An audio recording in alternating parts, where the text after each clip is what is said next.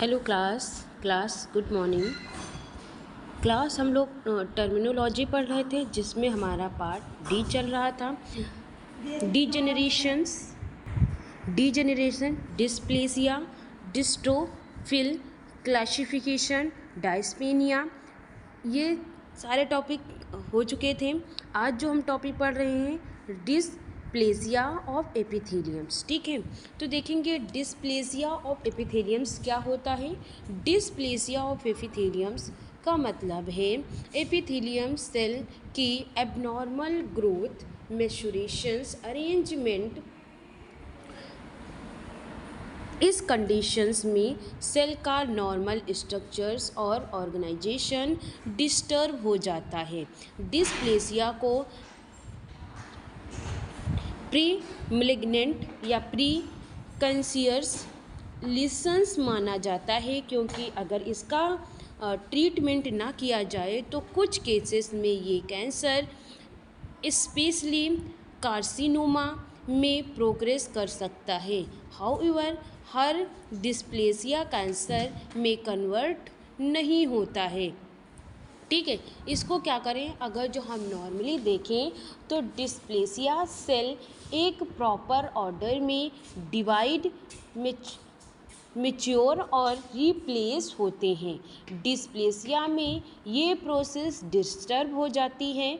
Cell irregular shape और size के हो जाते हैं। ठीक है, इसमें न्यूक्लियस बड़ा और डार्क, जिसको हम हाइपर क्रोमैटिक्स हो जाता है, और हमारी माइटोसिस एक्टिविटी इंक्रीज हो जाती है, और सेल की प्रॉपरली मतलब कि इनलार्जमेंट भी हो जाता है, हो सकती है।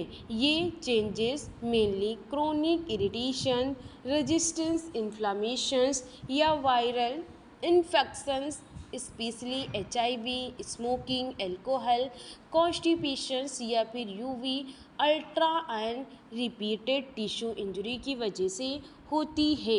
ये माइल्ड डिस्प्लेसिया रिवर्सिबल हो सकती है अगर कॉज रिमूव कर दिया जाए, लेकिन सीवियर डिस्प्लेसिया को केयरफुली मॉनिटर्स या ट्रीट करना ज़रूरी होता है।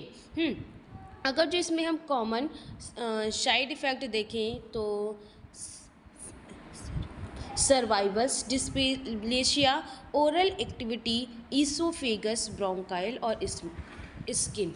इसमें रियल स्टेज में यूजुअली कोई सिम्टम्स नहीं होते। सिम्टम्स अंडरलाइन डिसीज़ पर डिपेंड करता है। ठीक है, इसमें डायग्नोसिस क्या हो, बायोप्सी, पाम स्मेयर या हिस्टोपैथोलॉजी एग्जामिनेशन करवा सकते हैं।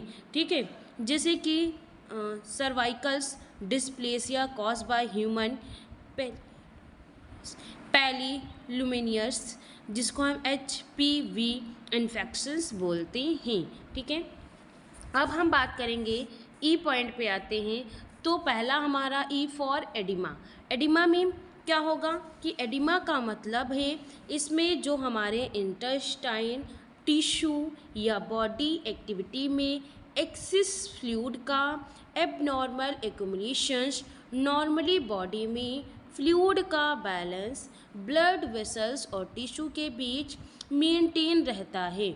जब ये बैलेंस डिस्टर्ब हो जाता है तो टिश्यू में फ्लूइड कलेक्ट होने लगता है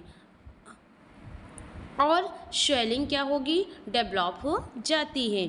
ठीक है, इसमें क्या होता है, एडिमा भी हमारा एक सिम्टम्स है जो डिसीज़ नहीं, ये तब डेवलप होता है जब कैपिलरीज से बाहर निकलने वाले फ्लूइड लिम्फैटिक सिस्टम्स या ब्लड सर्कुलेशन के थ्रू वापस प्रॉपरली रिमूव नहीं हो पाते। इसके मेजर कॉज नहीं increase hydrolastics pressure, heat, heart failures या decrease plasma protein level, decrease nephrotics syndrome, increase capillary permeability, inflammation और lymphatic obstructive tumour failures, oedema localize भी हो सकते हैं, जनरलाइज भी होते हैं। अगर जो हम टाइप ऑफ एडिमा की बात करें तो इसमें लोकलाइज एडिमा या जनरेटिंग एडिमा या pittings oedema, non pitting oedema, pulmonary oedema, cerebral oedema. ठीक है, सिम्टम्स क्या देखने को मिलेंगे? स्वेलिंग हो जाएगी, टाइट स्किन हो जाएगी, weight gain, difficulty in movement, breathlessness हो जाएगी। ठीक है, इसमें क्या करते हैं, अगर जो हम डायग्नोसिस इसकी करवाएं तो physical examinations, blood test, urine test, chest x-ray, ultrasound और इको कार्डियोग्राफी करवा सकते हैं। इसमें क्या होता है, फॉर एग्जांपल लेग, पैरों में स्वेलिंग, इन कॉग्निटिव हार्ट फेलियर हो सकता है। ठीक है, अब हम बात करेंगे एम्बोलिज्म्स, जो ऑब्स्ट्रक्शंस बाय अ डिटेक्ट इन वेसल्स मास।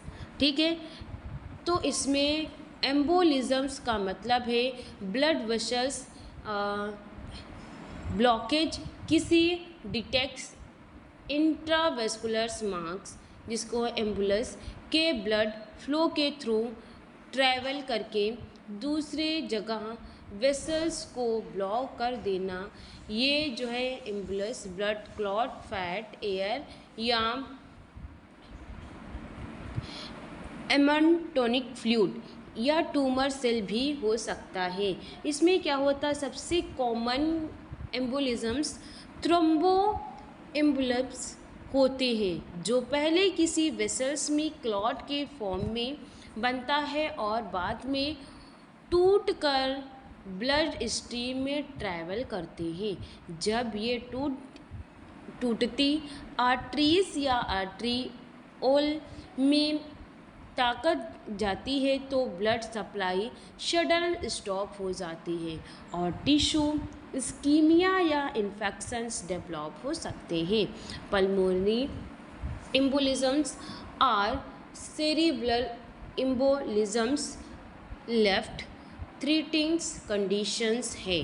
ठीक है, इसमें thrombo embolisms, fat embolisms, air embolisms और एमिनोटिक्स फ्लूइड एम्बोलिज्म्स और स्पेटिक्स एम्बोलिज्म्स होते हैं। ये टाइप्स हैं एम्बोलिज्म्स के। और सिम्टम्स है सडन चेस्ट पेन, ऐसे सिम्टम्स देखने को मिलेंगे। शॉर्टनेस ऑफ ब्रीथ, हमको सांस लेने में तकलीफ होगी। पैरालाइज इंसान हो सकता है, सीवियर पेन होगा और ऑर्गन क्या होंगे, डिसफंक्शन हो सकते हैं। अगर जो हम इसकी डायग्नोसिस की बात करें तो सीटी स्कैन, सीटी एंजियोग्राफी या डोपलेट या अल्ट्रासाउंड डी डीमर टेस्ट, एमआरआई करवा सकते हैं। ठीक है, फिर है इम्पाइलेमा। इम्पाइलेमा क्या होता है, कलेक्शन ऑफ पस इन अ बॉडी कैविटी। तो इम्पाइलेमा मीन्स क्या होता है कि इम्पाइलेमा का मतलब है किसी बॉडी एक्टिविटी के अंदर पस इंट्रैक्ट प्यूरिलेंट फ्लूइड का एक्यूमुलेशन। सबसे कॉमन फॉर्म प्रेउअल इम्पाइलेमा है, जिसमें लंग्स और प्लूरा के बीच पस कलेक्ट हो जाता है। इम्पाइमा इसमें क्या होता है, यूजुअली सीवियर बैक्टीरियल इन्फेक्शंस का कॉम्प्लिकेशन होता है, जो पुलिनीमिया, लंग्स एब्सिस या चेस्ट ट्यूमर या हमारा थ्रोम्बोसिस सर्जरी के बाद बैक्टीरिया प्लूरल कैविटी में एंटर कर सकते हैं और इन्फेक्शन की वजह से न्यूट्रोफिल और डेड बैक्टीरिया मिलकर थिक पस बनाते हैं। अगर ट्रीटमेंट डिले हो जाए तो फाइब्रोसिस और परमानेंट लंग्स डैमेज हो सकते हैं। ठीक है, इसमें जो कॉमन कॉज अगर जो देखें तो निमोनिया, ट्यूबरक्लोसिस या लंग्स एब्सिस या चेस्ट इंजरी या हमारे ये सारे कॉमन कॉज देखे जा सकते हैं। इसमें अगर जो हमको सिम्टम्स नज़र आएंगे, फीवर हो गया, चेस्ट पेन हो गया, कफ हो गया, ब्रेथ हमारे ब्रीथलेसनेस हो गया, वीकनेस महसूस होगी। अगर जो हम इसके डायग्नोसिस की बात करें तो चेस्ट एक्सरे करवा लेंगे, सीटी स्कैन करवा लेंगे, अल्ट्रासाउंड करवा लेंगे, ठीक है। ट्रीटमेंट में हम एंटीबायोटिक्स लेंगे, चेस्ट ट्यूब डेंजरस या सर्जरी करवाएंगे, ठीक है। फिर हम बात करेंगे इसी में 5th पॉइंट की कार्डिटिस। इसमें इन्फ्लामेशन द एंडोकार्डियम, ठीक है।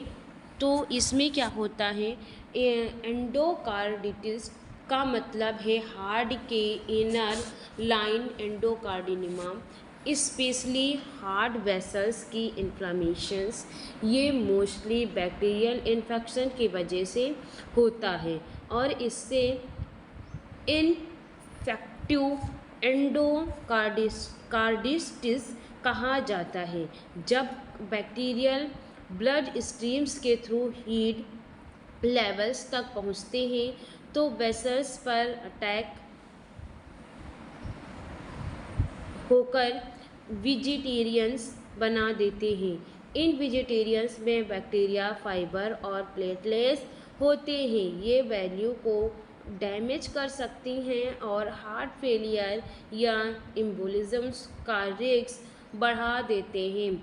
आर्टिफिशियल हार्ट वैल्यू और कंजक्शंस हार्ट डिसीज़ वाले पेशेंट में रिस्क ज़्यादा होता है, ठीक है। तो इसके अगर जो हम कॉमन ओरिजिनिज्म्स की बात करें तो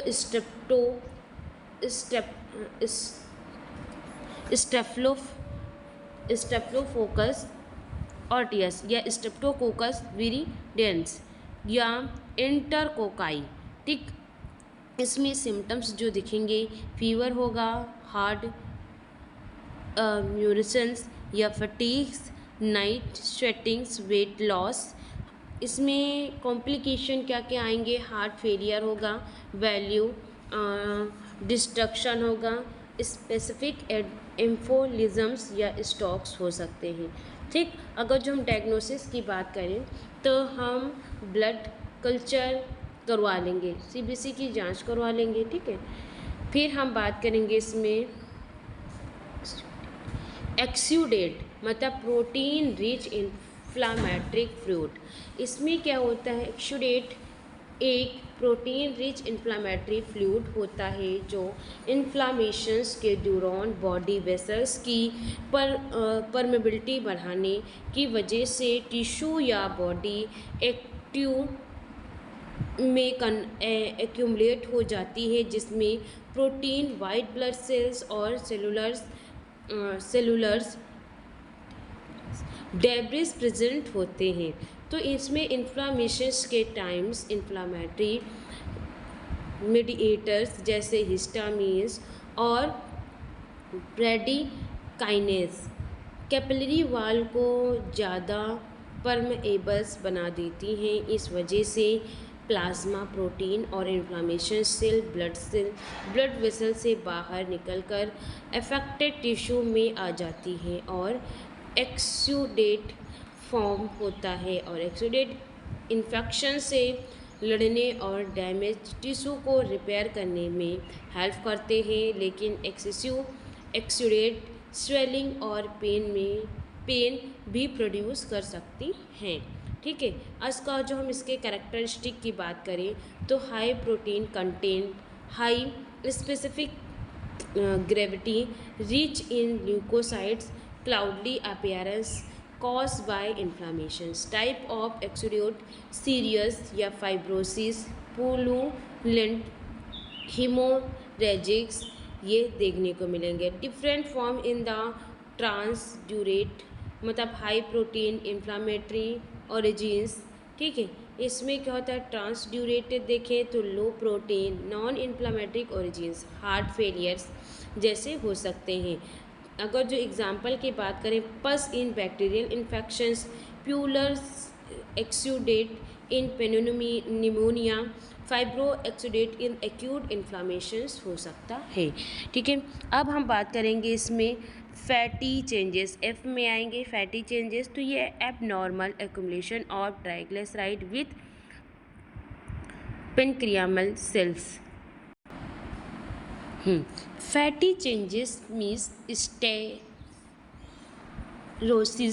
इसमें क्या होता है, फैटी चेंजेस स्टेरोसिस का मतलब है पेरेन्काइमल सेल्स के अंदर ट्राइग्लिसराइड, जिसको हम फैट का एबनॉर्मल एक्यूमुलेशंस। ये सबसे कॉमनली लीवर हिपैटोसाइटिस में होता है, लेकिन हार्ट, किडनी और स्केलेटल मसल्स में भी डेवलप हो सकते हैं। फैटी चेंजेस एक रिवर्सिबल सेलुलर इंजरी है। अगर अनडायरेक्टली कॉज को टाइम पर रिमूव कर दिया जाए तो ये हमारा सिम्टम जो डिसीज़ है ठीक हो सकती है। अगर जो हम इसको नॉर्मल कंडीशन में सेल फैट को एनर्जी के लिए यूज़ करते हैं और एक्सेस फैट का मेटाबोलाइज या ट्रांसपोर्ट कर देते हैं, जब फैट मेटाबॉलिज्म डिस्टर्ब हो जाता है या फैट की अमाउंट मेटाबॉलिज्म कैपेसिटी से ज़्यादा हो जाती है, तो ट्राइग्लिसराइड सेल की साइटोप्लाज्म में एक्यूमुलेट होने लगता है। इस कंडीशन को स्टेरोसिस भी कहा जाता है। सबसे common cause alcohol, absence, obesity या diabetes mellitus, malnutrition, starvations, toxin, drug और हाइपरटेंशन होता है। लीवर में फैट एक्यूमुलेशंस की वजह से लीवर इनलार्ज हो सकता है और उसका नॉर्मल फंक्शंस ग्रेजुअली रिड्यूस हो जाता है। अगर जो है कंडीशंस लॉन्ग टर्म तक रहे तो इन्फ्लामेशन और फाइब्रोसिस डेवलप होकर सेक्रोसिस तक प्रोग्रेस कर सकते हैं। कॉमन कॉज देखें तो alcohol, constipations, obesity, diabetes mellitus, protein में malnutrition, toxic and drug hypoxia. ठीक, अर्ली अगर जिसके हम सिम्टम्स की बात कर लें, अर्ली स्टेज में यूजुअली कई सिम्टम्स होते हैं, जैसे कि फटीग और right upper abdominal discomfort, in large liver, जिसको हम हेमाटोपाइजिलिस कहते हैं, लीवर इन्फेक्शन टेस्ट, जिसको LFT डायग्नोसिस करवा लेंगे, अल्ट्रासाउंड करवा लेंगे, CT स्कैन करवा लेंगे और लीवर बायोप्सी करवा लेंगे। Fatty liver hepatitis, स्टेरोसिस in chronic alcohol, constipation और ओबेसिटी। ठीक है, फिर इसके ये कुछ हमारे एग्जाम्पल हैं। फिर हम बात करेंगे फाइब्रिनोइड्स नेक्रोसिस। तो फाइब्रिनोइड्स नेक्रोसिस एक स्पेशल टाइप की नेक्रोसिस है, जिसमें ब्लड वेसल्स के वेल में फाइब्रिन लाइक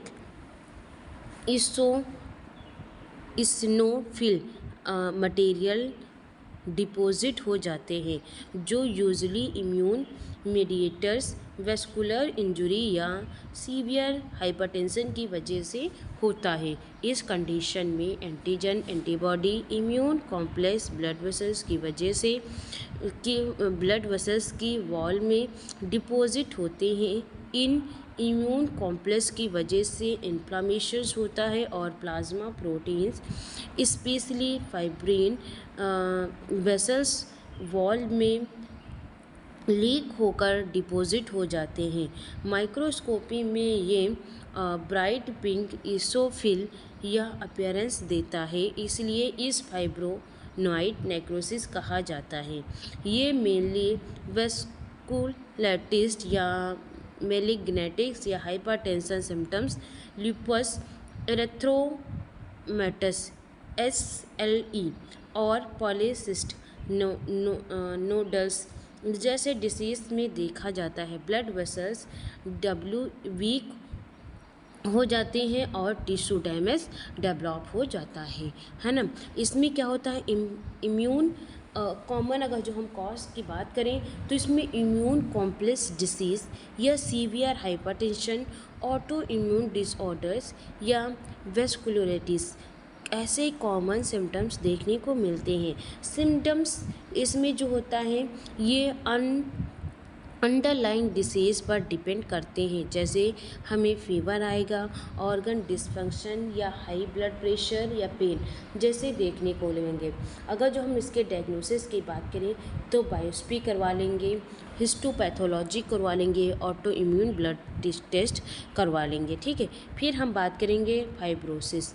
फाइब्रोसिस में क्या होता है कि फाइब्रोसिस का मतलब है कोलेजन और एक्स्ट्रा सेलुलर मैट्रिक्स का एक्सेसिव डिपोजिशन, जैसे रिजल्ट में डैमेज टिश्यू की जगह स्कार टिश्यू बन जाते हैं। ये क्रोनिक इंजरी या क्रोनिक इन्फ्लामेशन के बाद होने वाली हीलिंग प्रोसेस का पता चलता है।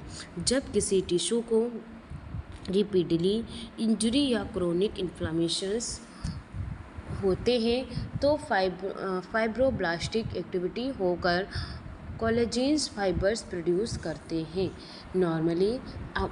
नॉर्मली अगर जो हम देखें अमाउंट में कोलेजन हीलिंग के लिए ज़रूरी होते हैं, लेकिन एक्सेसिव कोलेजेंस डिपोजिशन टिश्यू को हार्ड और लेस फंक्शनल बना देते हैं। इस प्रोसेस के फाइब्रोसिस कहते हैं। फाइब्रोसिस अफेक्टेड ऑर्गन की इलास्टिसिटी और फंक्शन दोनों को रिड्यूस कर देते हैं और लॉन्ग स्टैंडर्स फाइब्रोसिस रिवर्सिबल हो सकते हैं और ऑर्गन फेलियर का रिस्क बढ़ सकता है। अगर जो हम इसके कॉमन कॉज की बात करें तो क्रोनिक इन्फ्लामेशन, क्रोनिक इन्फेक्शंस या alcohol, autoimmune disease, radiations, फिर परसिस्टेंस टिश्यू इंजरी। सिम्टम्स की बात करें तो symptom affected the organ as different part हैं, जैसे कि हमें लंग्स फाइब्रोसिस हो, मतलब कि ब्रीथलेसनेस, ठीक है, या लीवर डिसफंक्शन हो, या रिड्यूस द किडनी फंक्शन या ऑर्गन स्टिफनेस। ठीक है, इसमें डायग्नोसिस की बात करें इमेजिंग्स, बायोप्सी या organ function test, liver fibrosis, pulmonary fibrosis और कार्डियक फाइब्रोसिस होते हैं। फिर हम बात करेंगे फिस्टुला। ये एक नॉर्मल कम्युनिकेशंस एबनॉर्मल पैसेज होते हैं जो दो एपिथेलियल लाइन ऑर्गन या एक ऑर्गन और स्किन सरफेस के बीच डेवलप होती है। नॉर्मली ऐसी कंडीशंस नहीं होती। इसमें क्या होता है, फिस्टुला एक chronic infections, abscess, inflammation, vowel disease, surgery और ट्रॉमा या कैंसर की वजह से डिपॉजिट हो सकती है। इसमें इन्फेक्शन या इन्फ्लामेशन टिश्यू को डिस्ट्रॉय कर देते हैं और एक नॉर्मल ट्रैक बन जाता है, जैसे इसके थ्रू फ्लूइड, पस, स्टूल या यूरिन एक जगह से दूसरी जगह लेकर सकते हैं।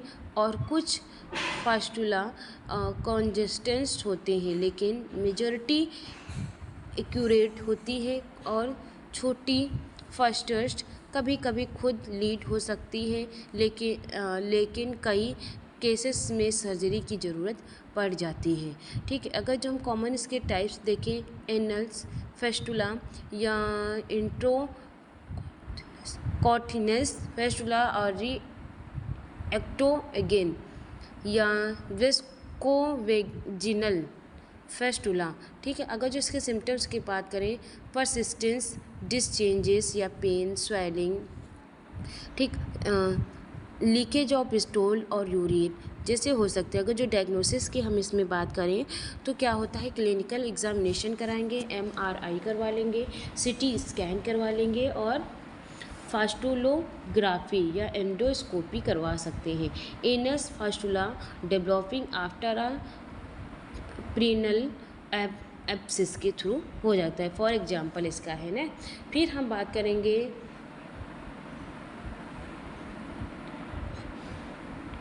फ्रंकल। इसमें क्या होता है, बॉयल होती है। फ्रंकल बॉयल एक लोकलाइज्ड बैक्टीरियल इन्फेक्शन होते हैं जो हर फॉलिकल और सराउंडिंग टिश्यू को इन्वॉल्व करता है और कॉमनली पस फॉर्मेशन करता है। इसका मोस्ट कॉमन अगर जो हम कॉजेस्टिव की बात करें तो ऑर्गन स्ट्रेप्टोफाइलोकोकस एनुलस होते हैं। जब बैक्टीरिया हर फॉलिकल्स में इंटर करता है तो एक्यूट इन्फ्लामेशन स्टार्ट हो जाती है। वाइट ब्लड सेल बैक्टीरिया से फाइट करते हैं, जैसे डेड सेल बैक्टीरिया और टिश्यू डिवर्ट मिलकर पस बनाते हैं और फंक्शनल्स एक पेनफुल रेड और सलोन नूडल्स के रूप में दिखाई देते हैं। अगर मल्टीपल एडजेस्टेंट फ्यूरॉन न्यूक्लियस मेजर हो जाती हैं तो कार्बोनिलिक बन जाते हैं, जो ज़्यादा सीवियर इन्फेक्शन होते हैं। डायबिटीज़, पुअर हाइजीन, ओबेसिटी और लो इम्यून वाले इंडिविजुअल में फर्टिलाइज या ज़्यादा कॉमन देखने को मिलता है। अगर जो हम इसके कॉमन कॉजेज़ की बात करें, स्ट्रेप्टोफाइलोकोकस एनस फंक्शंस या पुअर हाइजीन या डायबिटीज़ मेलिटस हो सकता है। इम्यूनो डिफिशियंसी हो सकती है, फेरिजेंस एंड सेटिंग। ठीक, सिम्टम्स की बात करें, पेनफुल रेड स्वेलिंग होने, पस फिल्ड बॉयल या वॉर्थ एंड टेंडनेस हो सकता है। क्लिनिकल एग्जामिनेशन करवाएंगे डायग्नोसिस के लिए और पस कल्चर का एग्जामिनेशन करवा लेंगे। ठीक है, वॉल कंपैरिजन या एंटीबायोटिक या इंसियंस एंड ड्रेंजेस, ठीक, इन सब का हम ट्रीटमेंट करवाएंगे। ये क्या, अगर जो एग्जाम्पल की बात करें, आप painful pus filled the boil on the neck और अरमेंट caused by the streptococcus aureus. ठीक है, तो ये हमारे एफ तक पूरे कंप्लीट हो गए। इसमें हमने फैटी चेंजेस, फाइब्रोनेक्रोसिस, फाइब्रोसिस और फिस्टुला या और फॉर अनक्लस, ये सब के बारे में डिस्कस किया, वो भी बहुत ज़्यादा डिटेल में। अब हम आते हैं जी पॉइंट पे, जिसमें हम गैंग्रीन या ग्रेनुलेशन टिश्यू और ग्रेनुलोमा और गैलियोसिस और गेंट सेल के बारे में डिटेल से डिस्कस करेंगे। हम क्लास यहीं पे एंड करते हैं, इसको हम नेक्स्ट क्लास में डिटेल में डिस्कस करेंगे। हम क्लास एंड करने से पहले आप लोगों से कुछ बोलना चाह रहे हैं। अगर आप अपना मेडिकल स्टोर चला रहे हैं और उसे फार्मा क्लिनिक में चेंज करना चाहते हैं तो आप के लिए बेस्ट है टेलीमेडिसिन कोर्स।